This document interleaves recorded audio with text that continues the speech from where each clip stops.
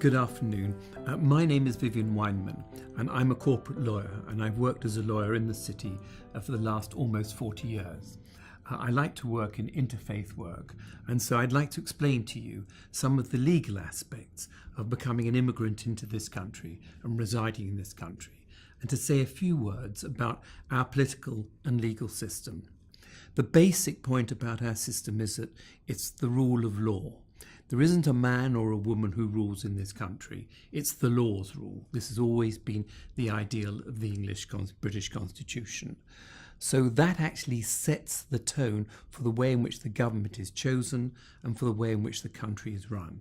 So you have to realise that under the law, all people are equal, and all adults who are British citizens, all people over the age of 18, male or female, all have a vote, the right to choose the government which will take care of us all, and the right to express their support to the government or their opposition to it.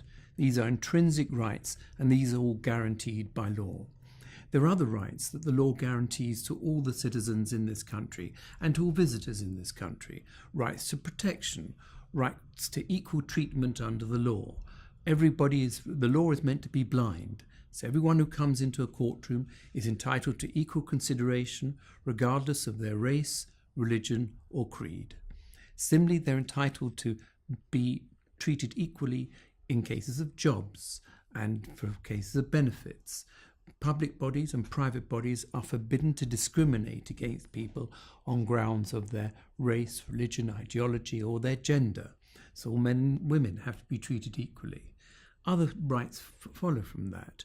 You have a right to choose your own marriage partners, not to be forced into marriage, not to be held in contracts of what's called involuntary labour.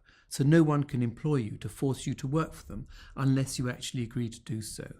You have a right also to education, because that is a key to all the other rights. And also people have a right to bring their children up in their own religion and to give them a religious education appropriate to the parents' needs. The actual legislation says in accordance with their religious or other views. That education must always conform, however, to the standards of the country. So you're not entitled to force a child into education where there is no secular learning taught.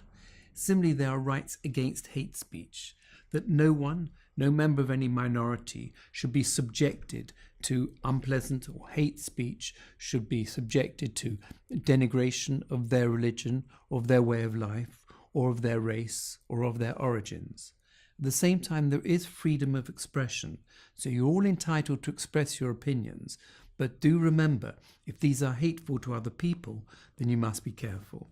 An example of a hate speech, for instance, against a Muslim would be to denigrate the religion of Islam and to say that it's an unjust or an unpleasant religion, or to denigrate the founder of Islam, etc., or to be anti-Semitic, to allege that the Jews are evil and corrupt, or that they're trying to take over the world.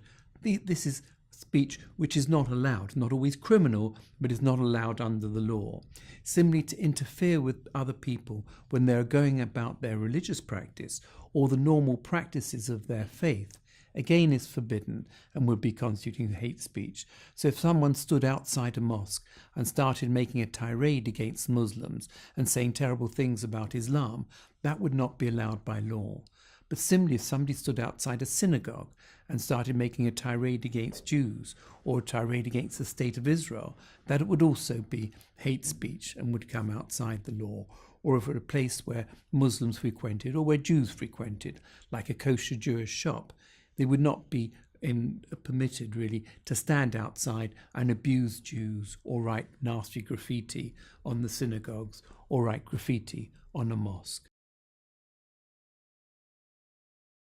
The genders have to be treated equally. This is something women had to fight for, and it's not all that long ago that they achieved it, but they're entitled to it now.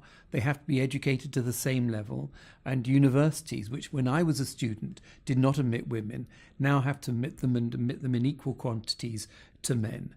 And they have to be also taught in their schools how to treat people of the other gender with respect. No, that is not allowed. If he actually touches you and invades your space, that would be an assault, and that would be against the law.